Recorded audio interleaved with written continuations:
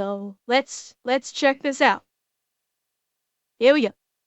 What if I told you that if it were not for the actions of a single beer-drinking horse over the course of 48 hours, South Korea as we know it today would probably not exist?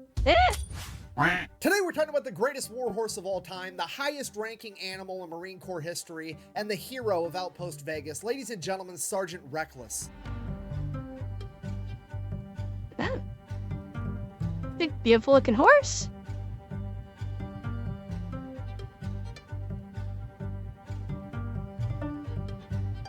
Alright, before we get too far in this video, we do have a sponsor for a couple of reasons. 1, I got bills, just gonna be honest with you. 2, I gotta pay the editor. And 3, in the case of this particular video, back in the day, it used to be a rule that whenever Sergeant Reckless did any type of publicity, whoever did it had to make a $1,000 donation to a Marine Corps charity, and I am gonna honor that since I'm making this video about her. That being said, this video is brought to you by Ray. You're gonna have to, unfortunately, say I cannot make a $1,000 donation to a Marine Corps charity. I am sorry. I don't have that kind of money. I'm sorry. Is it okay for me to still react to this? I can't make that donation. Anybody gonna be upset in chat if I have to say sorry? Okay. So I can get clear on a technicality.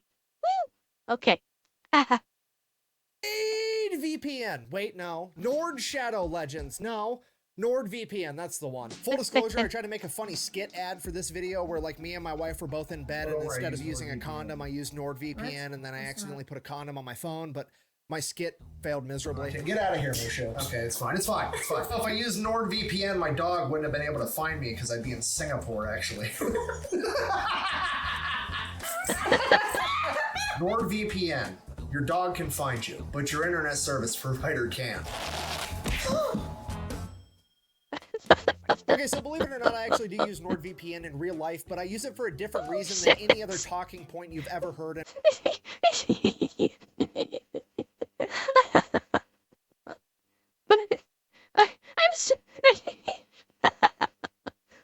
I'm sorry, but that shot of him whacking his head with his phone in a condom, I think that's just too funny. Look at him crying. Oh, that was just too funny. Oh shit. Oh my god, that was so much funnier than an ad had any right to be. I must be a little slap happy. In a Nord ad ever, so I'm just gonna go ahead and show you guys that today. All right, so let's say I want to start working on a new video, so I hop over to Google to find some sources. We pull up Google, and let's see what we come up with. Let's say I want to do a video on Aimo Koivunen, the Finnish guy that took a bunch of Pervidin. Google that, here's what pops up. I've got a Wikipedia page, and then a bunch of websites that just regurgitate the same article over and over and over again. Now, I know that Aimo is from Finland, so if I hop over to NordVPN, and I actually change my location from America to Finland, hopefully, since it's his native language, it'll give me some better sources. 2 seconds later, I'm now connected to Finland, and as far as anybody on the internet's concerned, I am a Finnish guy in Finland browsing the web. Now, we just go back and I hit refresh, and as you can see, I have a bunch of different sources all about Aimo Koivunen. So we're just gonna pick one, then I go up here, I hit translate, and now I have a new source of information for my video on Aimo that I never would have been able to find were it not for NordVPN. And it has a bunch of other use cases on top of that. I mean, that's something all on its own, completely separate from this video about how people think that the internet is like this vast informational resource, but look at how this info is gatekept. You know, look at how search engines like Google are gatekeeping information depending on where you live. That's something to think about. So if you wanted to check it out for yourself, you can go to nordvpn.com/the Fat Electrician. Now let's get back to this video. Our story takes place during the Korean War, which is kind of an issue because most people know absolutely nothing about the Korean War, and it's kind of important for context. So We're going to do a real quick and dirty oversimplification of the entire thing. Super casual, 60 seconds. We're going to learn more about the Korean War than most people do in their entire K-12 education. Go ahead and start the timer. Here we go. July 25th, 1950. Communist North Korea, backed by Communist China and the Soviet Union, decides that they are going to attack South Korea and try to take over the entire peninsula. Over the course of the next 5 to 6 weeks, they would almost accomplish their goal, beating the South Korean military all the way to the base of the peninsula, and it is not looking good. But luckily, NATO shows up at the last minute to save the day. The NATO forces are like 90% American, but there's also some British, some Canadian, some Australian, and like 12 other countries on top of that, and they have a huge amphibious landing in Incheon, and they proceed to turn the tables on the North Koreans entirely, beating them all the way back into North Korea, and then they continue to advance, beating them all the way up the peninsula and almost to the border of China. So now the Chinese government's kind of shitting their pants because NATO's like 30 miles off their border, and they can't have NATO coming up in their territory with their democracy and their human rights and their food. They've got to do something about this. Manage democracy. So China comes out of left field with their big-ass military, joins the fight, takes NATO completely by surprise, beats them all the way back down the peninsula to pretty much the original North and South Korean border, and this is where our story begins. I'm not trying to brag, but that was under 60 seconds, and I got a Lord of the Rings reference in there. I'm having a really good day. Okay, now that we're on the same page, October 1952, here's what the front line looks like. Each one of those triangles represents a hill, and on top of those hills is a bunch of NATO troops. Basically, at this point in time, NATO is now just trying to hold this line long enough to force the communists to sign a peace treaty and preserve South Korea, because as it turns out, this long string of hills is almost the exact same border that South Korea was before, so if they can utilize these hills to hold the high ground, maybe they can get this accomplished. Why do they want to hold the high ground? Well, because the high ground's awesome, isn't it? Well, he's about to say it. I was about to make an Anakin joke. I will let him make it. Anakin. Yeah, anyways, if I could bring your attention to the furthest triangle on the left where it says the Nevada cities. That is not actually one hill, but 3 smaller hills in a close triangular formation, commonly referred to as the Iron Triangle. Each one of these hills is named after one of the 3 Nevada gambling cities, Reno, Carson, and Vegas. The reason that NATO named them after the Nevada gambling cities is because it is a gamble as to whether or not the Marine Corps is going to be able to hold that position. Because if I had a hunch that that was the rationale behind naming it those cities. I need to start pausing and just spitting my brain out more often, I think. Chinese Communist forces are going to try to break through this line, it's probably going to be right there at the Nevada cities, because then they will have a direct path to the capital of Seoul, and if they're able to capture Seoul, it'll be absolutely devastating to NATO's ability to negotiate a peace treaty. So the United States Marine Corps absolutely has to hold this position, and most importantly, they have to hold Outpost Vegas because it is the highest of the 3 hills, and if they lose Vegas, they are almost guaranteed to lose the other 2. Alright, so here's the plan. Each one of these hills is going to have 40 Marines and 2 Navy corpsmen on top. These hills are so steep that the only way to get up there is by foot. They're like a 45-degree angle all the way up. So the Marines aren't able to get trucks up there. They're not able to get tanks up there. The only thing they can get up there is barbed wire, shovels for digging trenches, guns, and 75mm recoilless rifles. These recoilless rifles are pretty much going to be the Marines' only chance of defending themselves if they do get attacked. The problem with it is, though, since you can't get a truck up on this hill, now the Marines have to carry all the ammunition up themselves, and each shell weighs approximately 24 pounds. So because carrying these shells up this enormous hill 1 or 2 at a time absolutely sucks, the Marines get permission to buy a horse or a mule or a donkey or something. So they go down to Seoul and they start looking. Well, Jameson, fun fact also, the North Korean military have artillery aimed at South Korea that will easily take out all military emplacements along the border and south of the border by... Hang on, I need to do some quick mapping. I need to do some quick topography here. Hang on. Give me a second. I'm going to find. Hang on.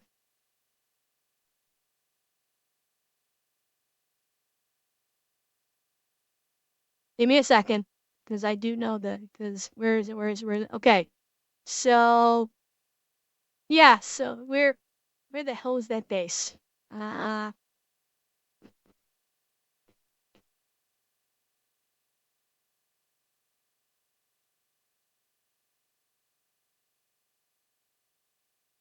Okay. Hang on.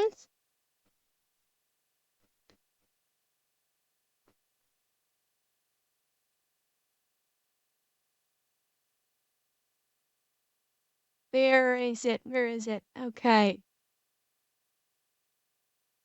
So yeah, they hang on. Hang on.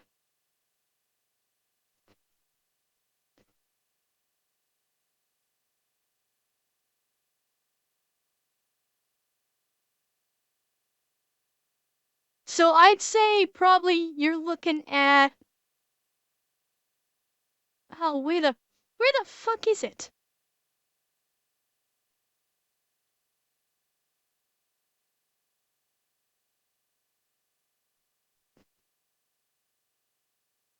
There we go. Okay.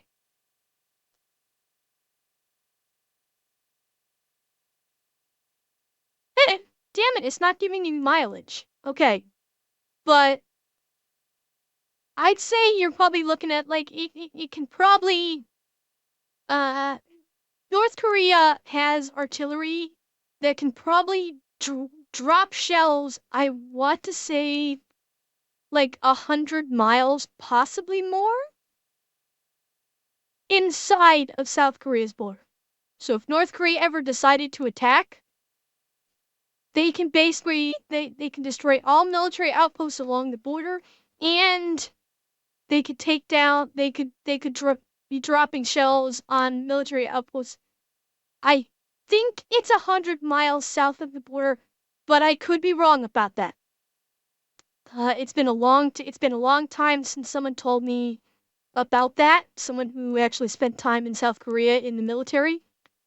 Uh, so I could be very wrong about my distancing, because it's been a while since someone told me about this. But yeah, that's like I knew someone that was in the military that was stationed in South Korea, um, and they were stationed at, I believe it was Camp Casey, and like they were told that if North Korea ever decided to attack, Camp Casey was in the line of fire from North Korean artillery. So yeah, it goes both ways. And I mean, Snowman, you don't know that. North Korea is run by a dictator who has no problems killing his own people. And they've got a couple million very poorly trained and armed and nourished troops. But these are troops that will kill themselves for, you know, they'll kill themselves for dear leader. So there you go. Anyway, back at it. Looking. And obviously, the first place they choose to investigate is the horse racetrack at Seoul. Is there probably going to be a pack animal at a racetrack for sale? No, probably not, because that's racehorses, and racehorses don't make good pack animals. But that is the one place that's going to have alcohol and gambling, so you best believe that's where the Marines are going to check first. But as fate would have it, they would meet up with a horse trainer and jockey by the name of Kim Hook Moon, who would be willing to reluctantly sell his horse, Ah Chim Hai, which translates to flame in the morning. He absolutely did not want to sell this horse. He described it as the most beautiful and intelligent horse on the planet, but he did it for $250 because he had to buy his sister a prosthetic leg. I believe her name was Peggy. Or was it Eileen? God. Anyways, the Marines buy this horse, they throw her in a trailer, they take her back to camp. From there, she immediately goes into what the Marines call hoof camp. Get it? Hoof camp, boot camp. That's funny. Moving on. The first thing they do is try to get the horse acclimated to battle by firing the recoilless rifle near her. And the first time they fired this rifle, this horse jumped 4 feet straight into the air and freaked the fuck out. Then they calmed her down, they fired it again, still scared out of her mind. And they fired it again and again. And by the 8th time they fired it, she was completely calm, and a recoilless rifle never scared her ever again. From there, they taught her how to survive. She learned how to avoid barbed wire. She learned not to get too close to the back end of the recoilless rifles because the blowback could hurt her. She learned that whenever a Marine yelled incoming, she needed to run to a nearby bunker, or if she wasn't near a bunker, she learned how to lay down. After she completed her training, the Marines ordered her a special saddle to be made and shipped all the way from America that would allow her to carry a bunch of recoilless rifle rounds. Until then, though, she began helping the Marines any way she could, mainly by helping string communications cable between the different outposts Yeah. and the ammunition point, and she could string more cable than 10 men combined. At this point, the Marines really started to like this horse, so they decided they were going to give her a new name. Reckless, named after the recoilless rifles, which were commonly referred to as reckless rifles. And from that point on... Interesting. Number one, that's an interesting, I did not realize that they kind of nicknamed recoilless rifles reckless rifles. That's a new one. I had no idea about that. So that's actually very fascinating. But that's how that's how the horse got the name Reckless. Okay. Completely different than what I thought it was going to be. Obviously. I thought that the horse was just going to be like, not uncontrollable, but like doing some crazy shit. So, okay. And she just became another one of the guys, and that's exactly how the Marines started treating her. She began eating whatever the Marines were eating. She loved bacon and eggs, she loved beer, and apparently if you were ever having mixed drinks, Reckless would walk up to you, nudge you with her head, and stick out her lower lip, and let you mix a mixed drink directly into her mouth. Then her special saddle shows up, and she starts kicking ass on the battlefield. She delivers 6 rounds at a time, and she can make a trip from the ammo point to the firing position twice as fast as any man can, and he's only carrying 2 rounds. She delivers so much ammo that over the course of a couple battles, the Chinese actually start to target Reckless. And this ends up being a horrific... That is a mistake. The one thing you do not do is you go after a Marine or a soldier's animal. In this case, it's the horse. I've known a few soldiers that would have that would have like dogs that they would adopt into their unit. You do not fuck with a military unit's animal. Bad idea. That's basically this is the response of so you have chosen death.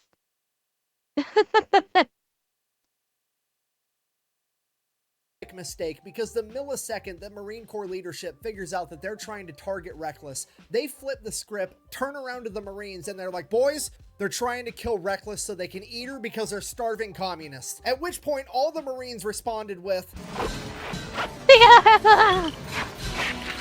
Okay, the Marines are at... The appropriate response. Thank you very much. That is the appropriate response.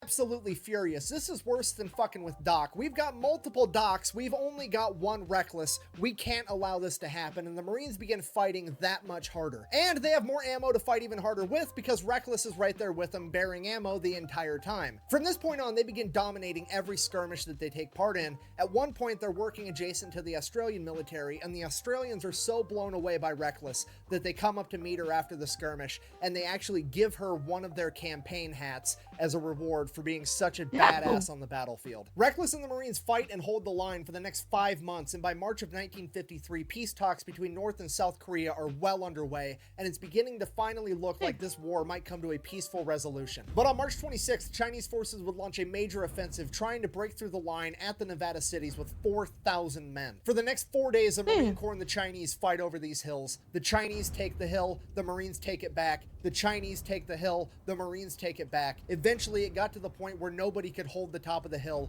and you just had the Chinese on one slope of the hill and the Marines on the other. They said that there was so much artillery flying in both directions for the entirety of 4 days that the sound of individual explosions gave way to what seemed like a constant and consistent roar. For 4 days, they were completely... Like, I would question how the hell those hills are still standing, just from sheer artillery destruction alone. I mean, if we're talking about 5 days of constant bombardment, like, how the fuck are the hills still even in existence after that point?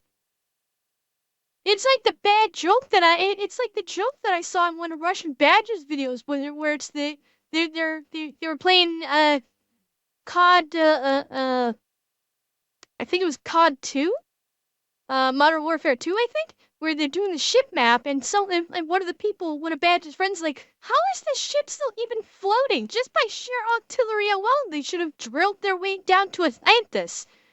5 days of artillery bombardment of that intense volume. Same thing. How the hell did they not drill their way down to the Earth's core afterwards?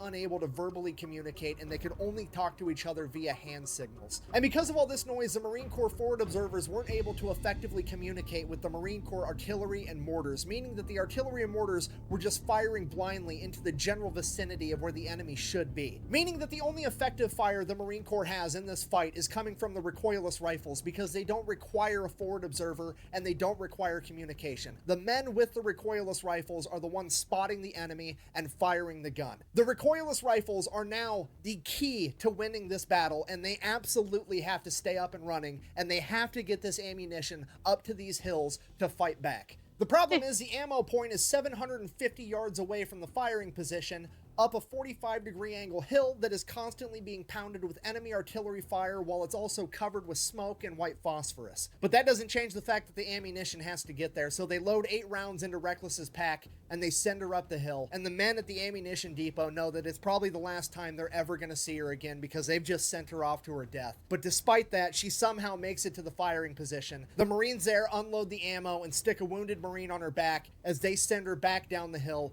also feeling as though they're sending her to her death, and it's the last time they're ever going to see their favorite horse. But they're wrong. Over and over and over again, they're wrong, because every 20 minutes like clockwork, Reckless is back at the firing position, bringing more ammunition, and then she's back at the ammunition depot, dropping off wounded Marines. And she does this all day long, and with every trip she makes, she becomes less and less of a horse, and more the only sign of hope that these men have. Because of this little horse that's quite literally an animal of prey, whose only defensive measure to danger is to run away, can stand here and fight through all of this, then fuck, maybe they can too. Despite being struck by shrapnel twice, Reckless kept the Marines so well stocked with ammunition that they managed to melt one of the barrels of the 75mm recoilless rifles. On the first day of battle alone, she made 51 round trips to the firing line, covering over 35 miles, delivering 386 rounds of ammunition, totaling over 9,000 pounds, and that's not including all the Marines that she carried back down the hill. At the end of the first day of battle, they took Reckless, gave her all the food and water that she would eat or drink, and then they laid her down to bed. She got to sleep for 6 hours before the first enemy artillery shell impacted, and at that, she was back up and ready to do it all over again, and she repeated her performance from the day prior. At the end of the second day, nobody held Outpost Vegas at the top of the hill. The Chinese held one slope and the Marines held the other, and it is at this point that the Marine Corps leadership decided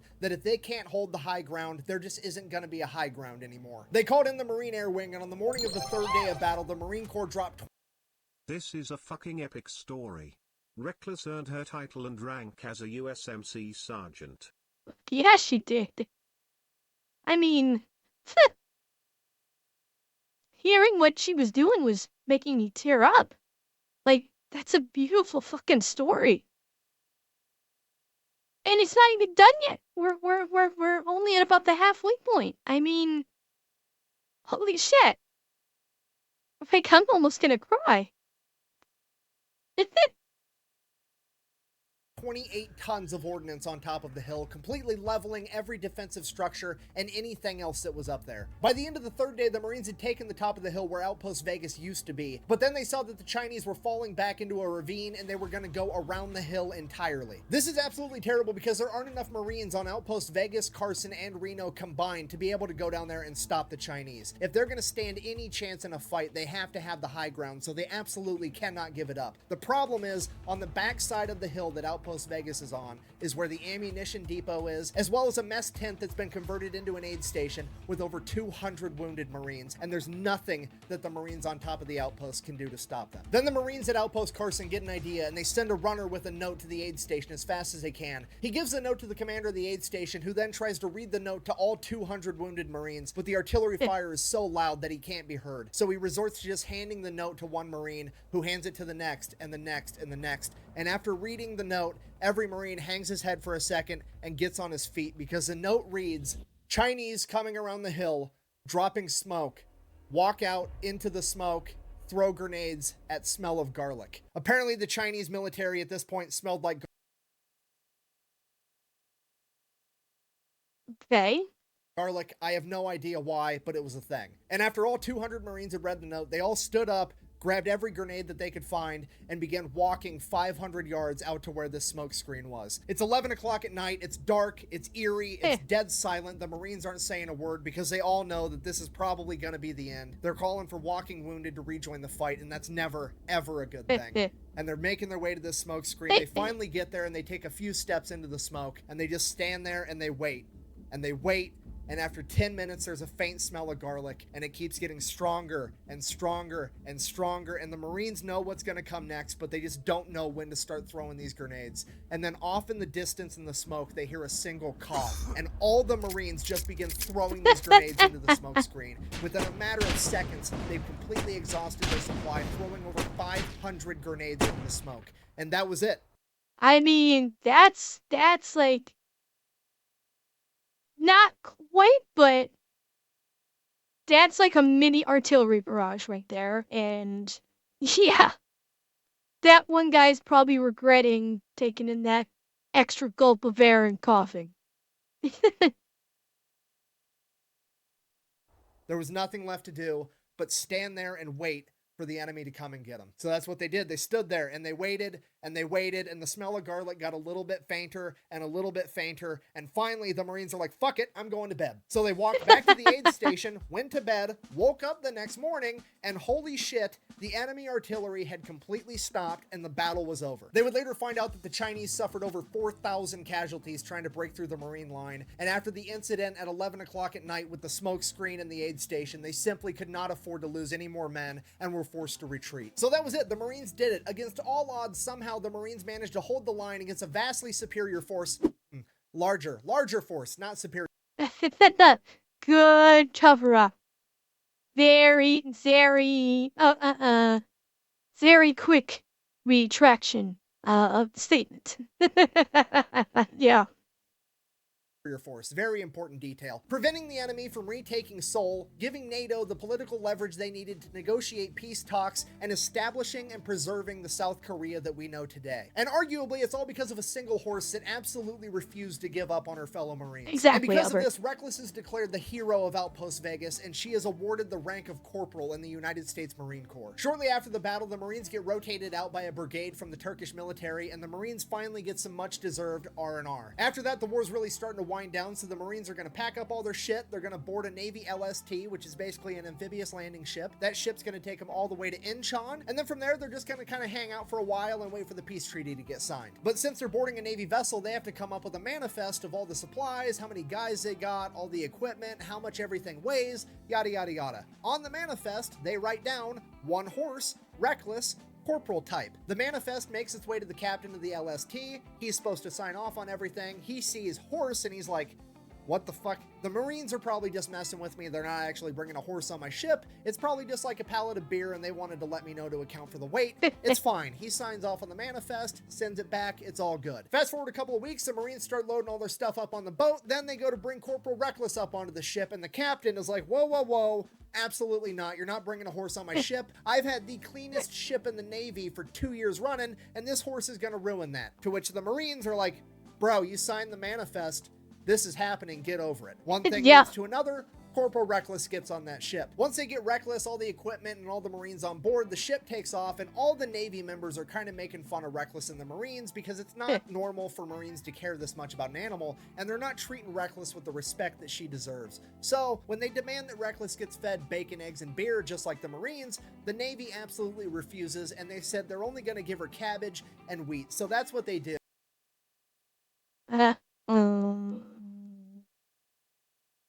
Navy boys, squid boys, you done fucked up.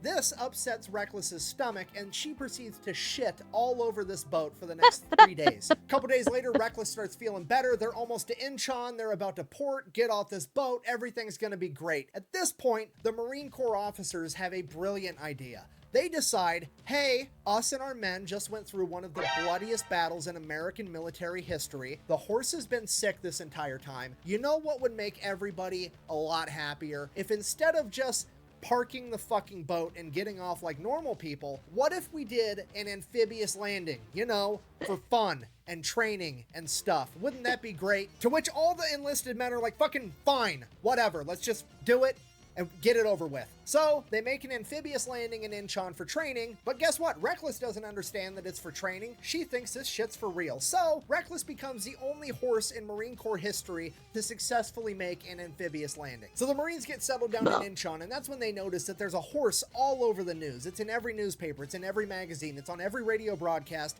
The entire world is talking about this horse, but it's not Corporal Reckless. It's some horse over in America called Native Dancer. It's the greatest horse in the world. It's gonna win the Kentucky Derby, blah, blah, blah. And the Marines are kind of getting pissed because they know for a fact that they have the best horse in the world, and it's Corporal Reckless, not Native Dancer. And the Marines are willing to put their money where their mouth is because they pull together over $25,000, which is like over $250,000 in today's money. And they publicly offer it up as a wager to the owner of Native Dancer. Hey, bring your horse over to South Korea, beat Reckless in a race, and you can have the money. But this was Holy shit.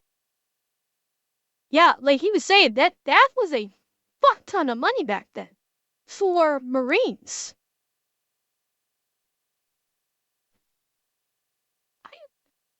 I hope Reckless wins.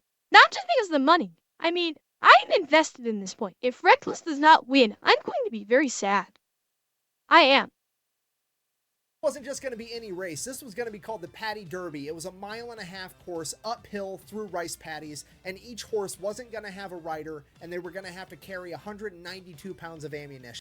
Now, for fuck's sake. I mean, I didn't realize it was going to be a horse obstacle course. Okay, well, no sharper here. Unfortunately for everybody, Native Dancer's owner decided that they were not going to partake in this competition, so now the Marines kind of just hung out until the end of the war. Then the order comes down, hey, pack your shit, it's time to go home. The Marines are like, cool, great, grand, wonderful, how are we going to get Reckless home? At which point the leadership over at the Marine Corps is like, well, here's the thing, we don't think that the taxpayers would appreciate spending their money to transport this horse all the way back to America, so we're just going to abandon her here. To which the entire Marine Corps is like, the fuck you are. They go into full samurai mode. They're going to figure out. Yeah, that is 100% the response I expected. Like,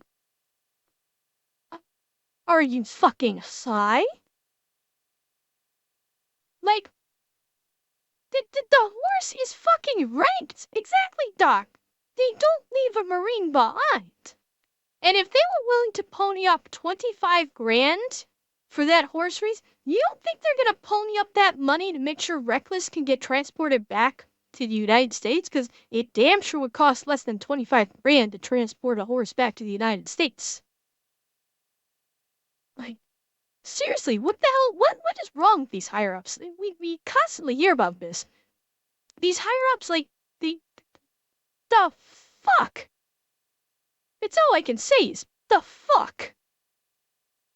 Out how to get Corporal Reckless back to America through the back channels, whatever it takes. So they end up getting a hold of a public company called Pacific Transport, and they convince the owner to take Reckless all the way back to America. The only problem is Pacific Transport doesn't go to South Korea. The closest he can get is to Japan. Okay, cool. Now we just have to get Reckless from South Korea to Japan. Reckless's platoon then gets a hold of the Marine Corps Air Wing, and they convince those Marines to let them smuggle Reckless onto a cargo plane going from South Korea to Japan. From there, they get Reckless onto the Pacific Transport ship. They take him all the way back to San Francisco, where the Marines are going to re-meet back up with Reckless.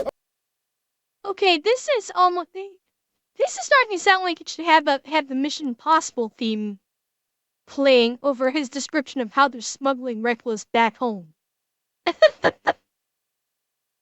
Okay, fast forward, the Marines make it to San Francisco, the Pacific Transport ship makes it to San Francisco. The Marines go there to pick up Reckless, at which point they find out that Customs beat them there, and Customs called the Department of Agriculture, and the Department of Agriculture said, we're gonna have this horse destroyed because she could have diseases.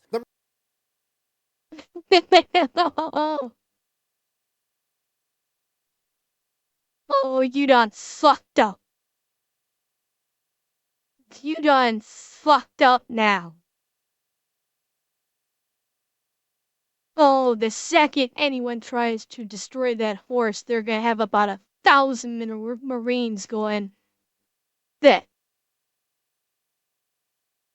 The Marines then explained to this guy from the Department of Agriculture, look, this is a war hero, you're not killing this horse, she's coming with us. At which point, the Department of Agriculture guy is like, oh no, she's staying here and we're gonna have her destroyed. Now, the Marines are kind of looking around at each other, they're looking at this pencil pusher from the Department of Agriculture, and the Marines, without saying a word, have just communicated with their eyes, we're actually going to have to kill this guy and hide the body. Department of Agriculture guy is finally starting to piece together how quickly and how far this might escalate, and he finally comes to his senses and he's like, okay, look, maybe. No, this Department of Agriculture guy just realized how badly he done fucked up. And went, oh shit, I don't want to die. I should maybe backtrack. Yeah. Just maybe, I'll take a blood sample, I'll take it to the lab, and if she doesn't have any diseases, we'll release her. To which the Marines are like, that's a solid call. So the guy takes a blood sample, says it'll take me about a week to get the results. Go ahead and just leave the horse here. You guys can head out. At which the Marines said, nah, we're going to stay with the horse. And the agriculture guy is like, that's not necessary. And the Marines are like, oh, yeah, it is. Because at this point, the Marines have come to the conclusion that the communists were trying to kill Reckless for food, and American bureaucracy is trying to kill Reckless just for fun, and they cannot let her out of their sight ever again. So, agriculture guy gets a blood sample, he leaves, the Marines hang out with the horse for a little while, and then they're like, oh hey, there was a Marine Corps ball tonight. Reckless is a Marine, let's go. Then they smuggled Reckless out of the ship. Then they smuggled her out. My God, so much smuggling going on around here. Like, seriously. This is more horse smuggling than bachelor party and Animal House combined. I mean, the fuck. Out of the port. Then somehow they got her all the way across San Francisco, into the building, up the freight elevator, and they made it to the Marine Corps ball. Reckless walks in, and she has just given every Marine in that room the excuse they were looking for to get absolutely hammered. Everybody's drinking beer, eating cake, including Corporal Reckless, and Reckless is also eating all the flower decorations. It's a great time. Everybody wakes up the next morning, super hungover. They all go out, they get breakfast, bacon, eggs, give some to Reckless. Now, here's the problem. Kaizo, I'm not 100% sure about this, but I want to say they did make a movie about Reckless. Unless it's a different horse than I'm thinking of. I'm gonna look it up after we finish this video. I'm not 100% sure that they didn't make a video about Reckless. Or a movie. I'll look after the video. They kind of have smuggled this horse out and they don't know what to do with it. They also can't let the government find out where the horse is because the government is actively trying to destroy her for no reason. Then once Reckless gets to Camp Pendleton, the American public finds out that Reckless made it home and everybody's super pumped. They want to know all about it. The news is getting involved. America's celebrating because fucking America's warhorse made it home. This is awesome. At which point the high-ranking Marine officers that were going to abandon her are like, holy shit. Wow. What a great idea. You guys smuggled her all the way here, and we're just going to take credit for it because this is going really well for us. We had no idea. Big shocker. The grunts come up with something fantastic, and the brass say, yeah, it was our idea the whole time. Is it any wonder that people in the military don't trust the higher-ranking officers that they serve beneath? That the American public would be okay with us doing the right thing and bringing a war hero home. We thought the American public wanted us spending millions and billions of dollars teaching fucking pigeons how to drive missiles and strapping napalm bombs onto bats and shit. We had no idea that doing the right thing would be so popular. So then they throw a big parade, they have a big ceremony, Reckless gets promoted to E5 sergeant in the Marine Corps, they hook her up with this cool ass blanket, she gets awarded 2 Purple Hearts, 1 for each piece of shrapnel she took during the battle. Holy shit, she even got awarded Purple Hearts. Holy fuck. And I agree with what you guys were saying earlier. She should have gotten the goddamn Medal of Honor for doing that death run of recoilless rifle rounds up and down that hill. Yeah, 100% she should have been awarded the Medal of Honor for that. Battle of Outpost Vegas, it's a huge deal. She starts doing commercials, endorsements. The rule with that was she doesn't work for free. She's willing to do charity events for free. Anything else, if somebody wanted her to endorse a product, it had to be a product she actually liked. If it was food, it better be food she liked. If it was a drink, it better be a drink that she liked drinking. Otherwise, she wasn't going to do it. And those companies had to pay $1,000 for the privilege of working with Sergeant Reckless, and that money went to a charity for the Marine Corps. And here's the thing with Reckless being a sergeant. Most animals are like, oh, they're such and such rank, they're this rank, but they're not actually that rank. It's just like a symbolic thing. With Reckless, it was not a symbolic thing. The Marines treated her like she was truly and legitimately a sergeant in the Marine Corps. Nobody that was a lower rank than her was allowed to give her orders or tell her what to do, okay? If the privates were standing around eating food and stuff, and Reckless wandered up and nudged one, that was an order to share some food, and that private needed to obey it. She was given her own private stable right outside the post commander's house, and there was a standing order that she was never to carry anything heavier than her blanket ever again. Sergeant Reckless even had an assistant. Every time they got a batch of new recruits, they would find out who the farm kid was, and he would be tasked with taking care of Sergeant Reckless. Now, part of taking care of Sergeant Reckless was taking her out for her daily exercise. Now, how do you exercise a horse if you can't ride a horse? And yeah, I did a quick look up, and yeah, I was thinking of the movie War Horse. That was the World War I movie. Yes, you're right. That is the movie that I was thinking of. Because there's a standing order that she can't carry anything heavier than her blanket, and even if she could, you wouldn't be allowed to ride her because she's a higher rank than you. I have no idea, neither did the Marine Corps, so they told this private, fucking figure it out. So this kid just had to start running next to Reckless 5 miles a day, every day. And this pattern carried on. Every time a new kid came, he just started running 5 miles a day with Reckless, and it became a running joke. Jesus Christ, literally a running joke that whoever was taking care of Reckless was the most in-shape Marine in the Marine Corps. After a little while, the PR started to die down, but the high-ranking officers in the Marine Corps didn't want that to happen because having the Marine Corps in the headlines all the time was really good. So they concocted a plan to stay in the headlines even longer. They were going to get some badass, thoroughbred, Kentucky Derby winning racehorse in here to have a kid with Sergeant Reckless. So that's exactly what they do. They find the thoroughbred horse they're going to breed her with. They hire this PR firm getting ready for all the news and publicity and blah, blah, blah. And then in true military fashion, the officers then proceed to not tell anybody that they fucking should. You know, like the private that's in charge of taking care of Sergeant. Fuck. And this Marine, who's tasked with taking care of her, will shoot anybody that gets close to her. Oh my god, this is not going to go well. This is not going to go well. And you know what? Honestly, yeah, a documentary about Reckless would be nice, but you know what? We're getting it right here. Fat Electrician's given us probably the best documentary on Reckless we could probably get, I think.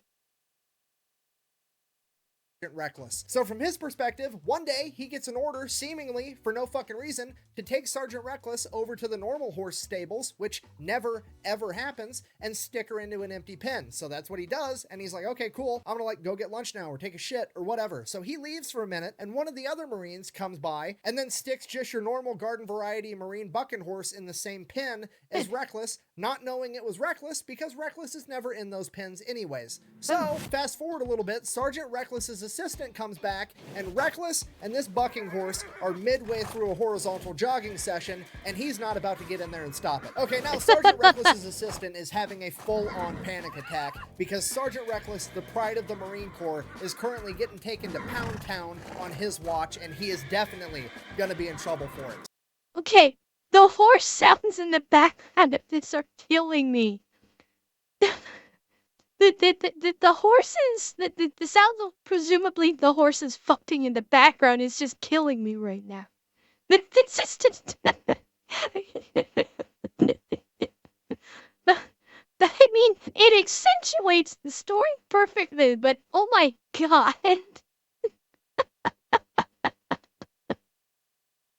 So as soon as they finish, he runs in, gets Reckless, takes her in the barn. He's brushing out her mane. He's getting the scratches off of her sides. He's trying to hide all the evidence. And then while they're in the barn taking care of that, that other bucking horse gets taken out of the pen, and this big old fancy truck pulls up with this big old fancy trailer, and this big ass Kentucky Derby winning thoroughbred racehorse gets unloaded and put in the pen that Reckless was just in. He gets done cleaning Reckless up in the barn, takes her out, and everybody's like, bro, what are you doing? Reckless is supposed to be in there with this other horse.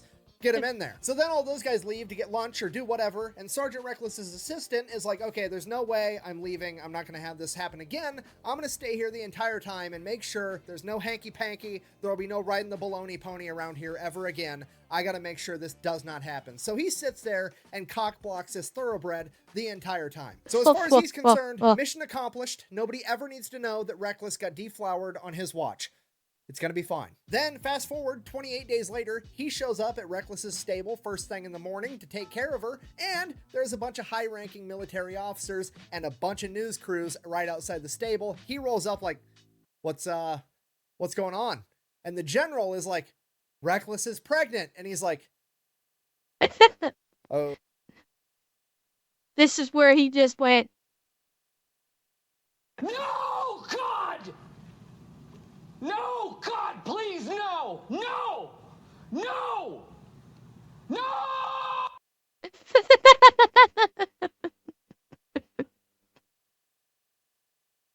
Okay, that's a good thing. And they're like, yeah, no, that's great. That's a terrific thing. At this point, the news crews have kind of put together that this is a kid in charge of taking care of Sergeant Reckless. So one of them yells out, hey, what's the name of that thoroughbred racehorse that she's having the baby with again? At which point he just responds like, what are you talking about? I don't know its name. It was just one of the random marine bucking horses we had in the pen. Record scratch, dead silence, pure confusion. The NANI?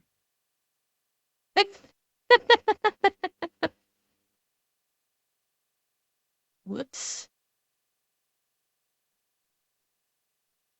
general grabs this private, yanks him around the corner of the stable. It's like, what the fuck did you just say? So he explains to the general everything that happened, and the general is like, you idiot. Reckless was supposed to sleep with that big ass thoroughbred racehorse. To which he's like, well, somebody should have told me that. I don't know what to tell you. So now the plan is officially ruined. The news crews leave, and the PR firm has to figure out how to piece this thing back together. And the plan they come up with is to get a big ass sign and put it up on the hill by Camp Pendleton, and the sign simply says, it's a ...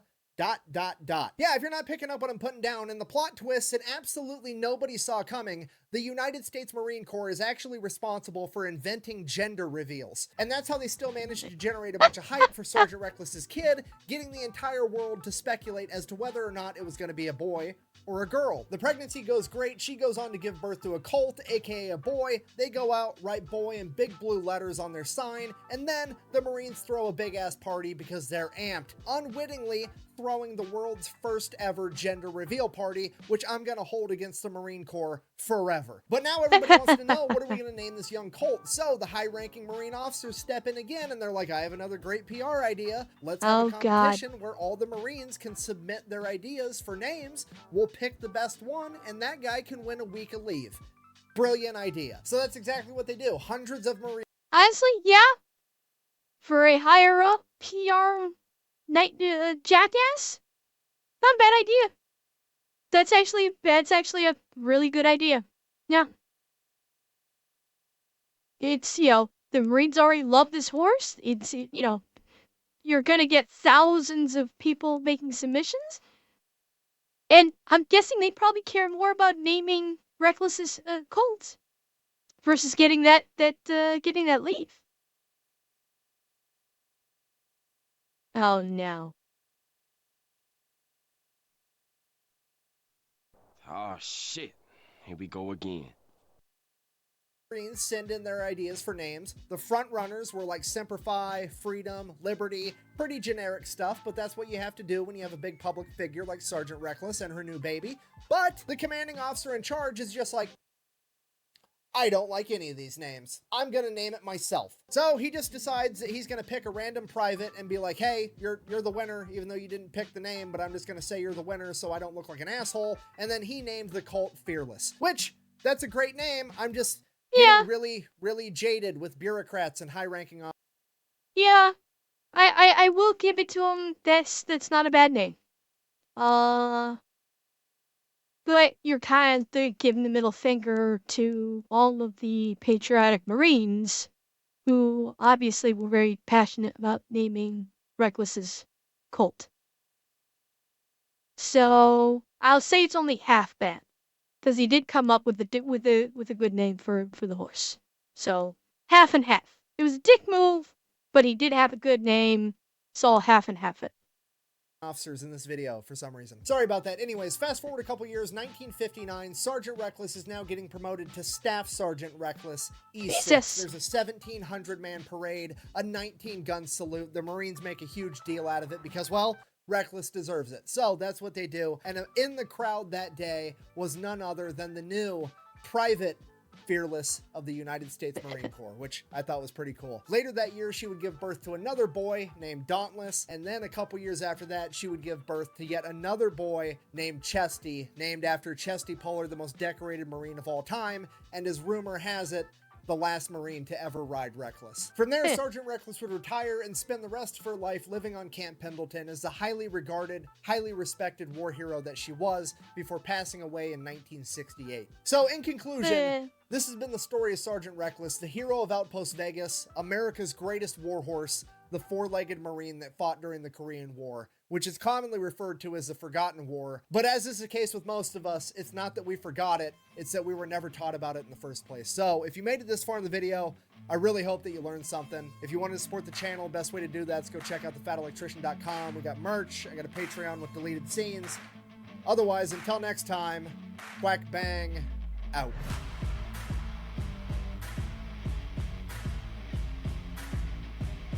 What are you still doing here? Leave. I have to go enjoy my not single-ply toilet paper that I got at the store just for me.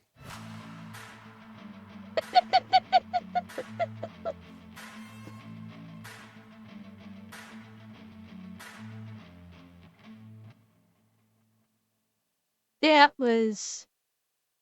was awesome. Thank you for recommending that to me because that was indeed awesome.